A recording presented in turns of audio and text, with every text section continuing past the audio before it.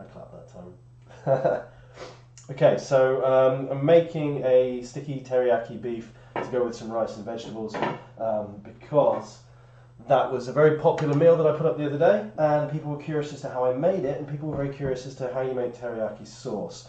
The key thing is teriyaki sauce in the UK is generally like a westernized version of what is essentially just a method of grilling and glazing cooked meat. So in Japan, teriyaki just refers to the grilling and preparation of meats in a way that gives it like a sheen.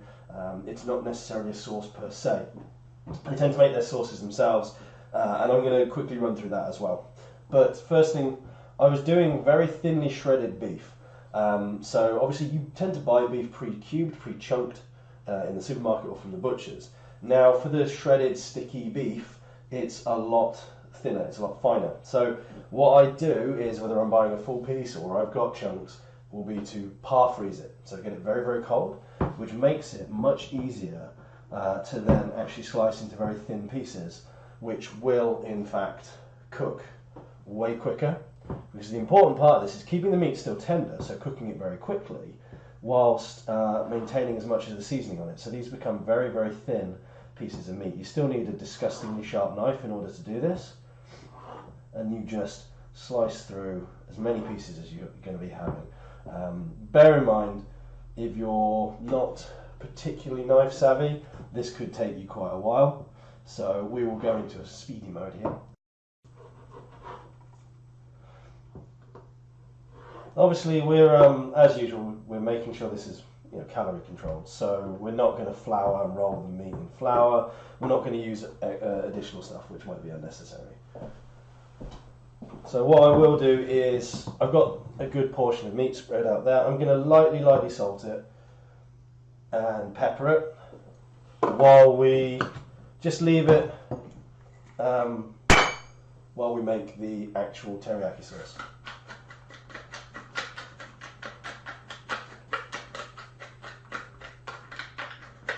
Yep. So that's all we need to do for that. Now we're going to hop on to making teriyaki sauce. So the teriyaki sauce uses soy sauce, rice wine vinegar or white wine vinegar or sake, something that's going to be strong, tangy, sort of acidic to go alongside it. I use garlic powder. Some people use minced garlic. I prefer to use things that are going to dissolve. And your sweetening, sort of, that's going to give the glaze, that's going to nicely caramelize on the outside of the meat when you cook it. People use brown sugar mixed in. I'm using ginger syrup. So that's the syrup is the sugar, but it's infused with ginger, which sounds dead fancy, but it is just ginger syrup. You can get this in most health food shops, to be fair. So we're going to get the pan going hot. We are going to, there's no one to look at, we're going to add the equal parts of soy sauce and rice wine vinegar and then simmer it away while stirring in the ginger. So let's get our fire going. Right, I've got a different pan because the other pan's for cooking the actual food on. This is my slightly more beat up, old reliable pan.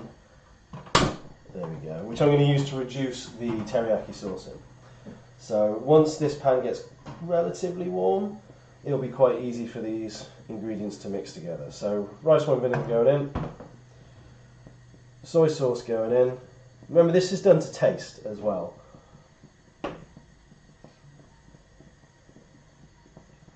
So that should be quite strong, quite tangy, which it is, quite salty. And then stirring in the ginger syrup, or if you weren't using a syrup, you'd be stirring in your brown sugar until you get that sort of teriyaki taste, which is kind of the sweet, savoury bite. And then I'm putting garlic powder in as well, which should mix quite easily. And now if you've done that right, you should really start getting the sort of hit in the back of your nose of the acidity.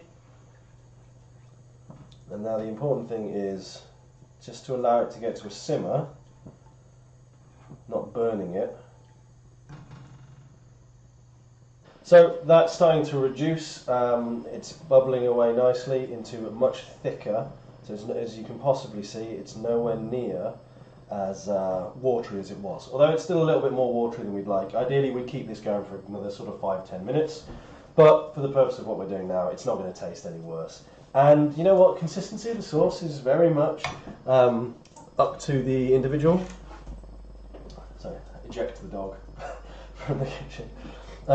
It's very much up to the individual. Some people like to have the sauce run slightly more so that they can be mixed in with the rice. Some people like it to be very, very sticky just on the beef. That is entirely up to your preference. So that goes to the side. So let's just check the heat in this pan. Not quite hot enough. Surprise, surprise.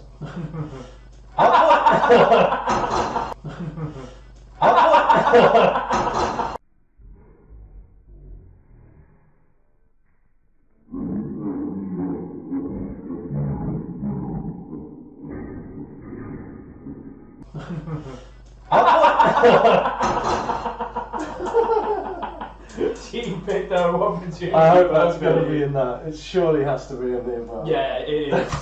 There we go. Right. So while the pan is hot, you just want to start to sear your beef. And the idea here is just to start off the browning of the meat on the outside. Not so much that it gets completely cooked. The smell you should be getting now is going to be peppery and beefy if you're using a good cut.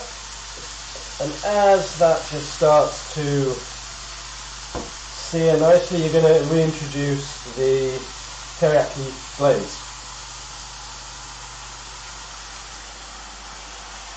Just bit by bit. You don't want to cool the pan down too much that it stops the actual cooking, and you don't want them to swim too much. So it should continue to reduce in this pan now as well. And this is where the nice, thick, sticky glaze starts to come from.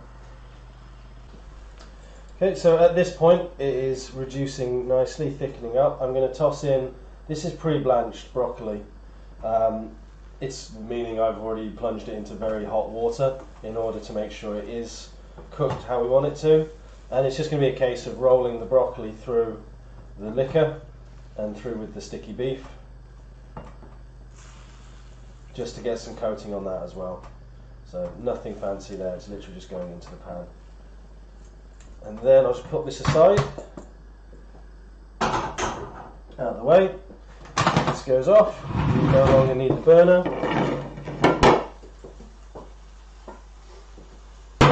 And we literally serve up.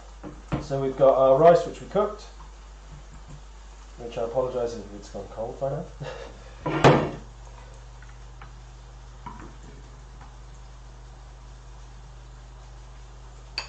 Which is rice cooked in curried spices with sweet corn peas.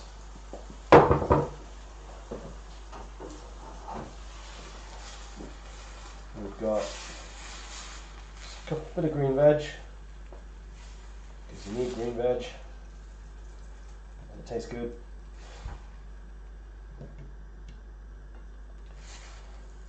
And then the beef. Might notice that I've got a slotted spoon, so I'm just getting the meat. That's because I'm going to drizzle the juice over the top. Now if you want this really sticky, you would use a lot more oil in the pan and you'd use a lot thicker sauce, so you'd end up with something a lot stickier. So you'd have seen the one I posted up the other day was a much thicker sauce and it was more heavily fried. But I don't think you'd be disappointed with either. The main difference is going to be calorie content. Of this one, it's going to be that bit lower. And nice and simple. How long did that take? Not very long. Not very long at all. Let's eat.